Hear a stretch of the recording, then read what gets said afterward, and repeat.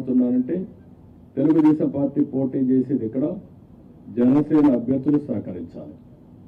జనసేన పోటీ చేసేది ఇక్కడ తెలుగుదేశం పార్టీ అభ్యర్థులు సహకరించాలి. ఇద్దరూ కలిసి ఒక అవగాహనతో పనిచేస్తే ప్రజల్లో కూడా ఒక నమ్మకం ఏర్పడుతుంది, ఓటు బ్యాంక్ పెరుగుతుంది. ఎవరైతే ప్రజలు సహకరించాలని ఆలోచన ఉంటారో వాళ్ళకు ఉత్సాహం వస్తుంది. దానివల్ల గెలుపు ఈజీ అవుతుంది. గెలుపు అనేది ఎవరు ఆపలేరు. నేను చాలా స్పష్టంగా కూడా చెప్తున్నా.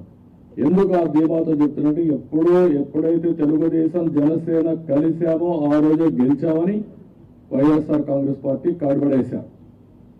వాళ్ళకు తెలుసు, ఏ ఒక్కరిని కూడా వాళ్ళకి అర్థమైంది. కానీ రౌడీజం చేసావు, ఇంకొక పక్కన దొంగ ఓట్లు ఎన్యూమరేట్ చేసావు, లేకుంటే బూత్ క్యాప్చర్ చేసావు, లేకపోతే వాళ్ళకు కావాల్సిన అధికార యంత్రాంగాన్ని వాలంటీర్స్ని ఇలాంటి వాళ్ళని దుర్వినియోగం చేసి ఎన్నికలు జరపాలనుకుంటున్నారు. జరగదు. చాలా ఎన్నికలు చూశాను. ఒకసారి డబ్బులతో కూడా డబ్బుల అహంభావం ఇప్పటికే ఎక్కడికక్కడ బస్తాల కొద్ది డబ్బులు వెళ్ళిపోయిందని కాన్స్టిట్యున్సీల వారికి ఇయర్ మార్క్ చేశారని, ఎర్ర చందనం డబ్బులు, శాండ్ల్వుడ్ డబ్బులు, లేకపోతే ఇసుక డబ్బులు, లిక్కర్ డబ్బులు, ఒకటిగా ఇలాంటివన్నీ అవినీతి డబ్బుల్ని పంపించి మళ్ళా ఓట్లు కొనే ప్రయత్నాలు కూడా చేస్తున్నారు. ఇవన్నీ కూడా సమర్థవంతంగా ఎదుర్కొంటాం. ఈరోజు ఒకటే చెప్తున్నా, ఇది ప్రజాస్వామ్యం అంటే ఒక వ్యక్తికి అధికారం కాదు, ఇష్టారాజ్యం కాదు. ప్రజలు వారి జీవితాలు, వారి భవిష్యత్తుని పరిరక్షించేది ప్రజాస్వామ్యం. ఆ ప్రజాస్వామ్యానికి ఒక ముప్పు వచ్చినప్పుడు ప్రతి ఒక్కరి బాధ్యత. ఈరోజు మా దగ్గర డబ్బులు లేకపోవచ్చు, చాలా స్పష్టంగా చెప్తున్నాం. కానీ ప్రజాబలం మా దగ్గర ఉంది. విలువలతో కూడిన రాజకీయం చేశాం.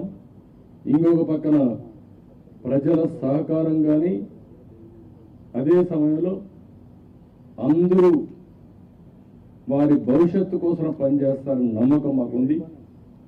మీరు అవసరమైతే ప్రజలే ముందుకొచ్చి 10 రూపాయలు ఖర్చు పెట్టి ఎక్కడికక్కడ అభ్యర్థులు గెలిపించుకునే ప్రక్రియ కూడా మీరు శ్రీకారం చుట్టాల్సిందిగా నేను కోరుతున్నా.